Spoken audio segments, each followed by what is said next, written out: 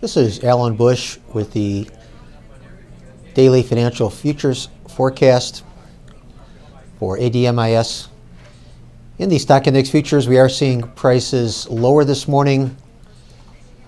Much of this linked to weaker global markets, especially in the Chinese trade. Some severe down numbers there that follow through in Europe, and then also here in the U.S.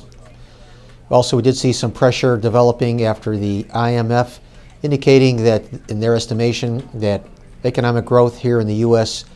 Will be weaker. In fact, they estimated that for the year 2015, this year, that GDP growth will be 2.5%. That's down from their previous estimate of 3.1%. So this put some additional pressure on stock indices, but when they indicated that, in their estimation, the Fed should hold off on a rate increase, waiting for the first half of next year to raise the Fed funds rate, that was supportive, and stock index futures were able to at least partially recover. I would not be surprised to see additional recovery gains in stock index futures, and we continue to believe that the main trend is higher. Now, moving over to the currencies, the dollar index coming under some pressure in the overnight trade, and the euro currency higher on ideas that Greece will make their payment tomorrow to the IMF, and that there will be some type of agreement between Greece and the IMF concerning their overall debt situation. Some additional pressure developing for the dollar index with the IMF reducing growth expectations here in the U.S.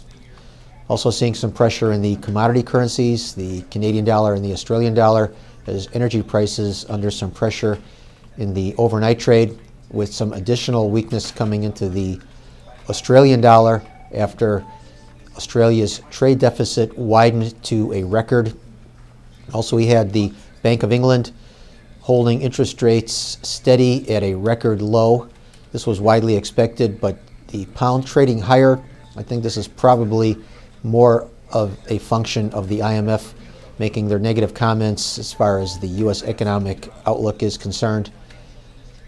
Also starting to think that there is some support coming in here in the Canadian dollar. I think 80 cents is a good level that will probably hold, maybe as low as 79.50, but that would be a stretch. So I would start thinking about getting long again the Canadian dollar at the 80 cent to possibly down to 79.50. And in the interest rate markets, seeing the back end gaining on the front end. This after quite a few days of just the opposite occurring. And I think some of the strength in the back end might be related to these comments from the IMF. Longer term, I would expect the front end to continue to hold up very well versus the long end.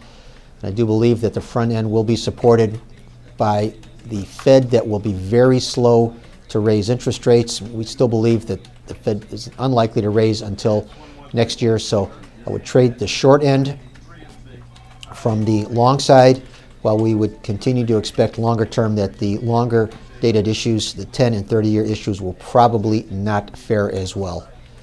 So good trading, everyone, and once again, remember, these are my opinions alone and are not the opinions of ADMIS or Archer Daniels Midland.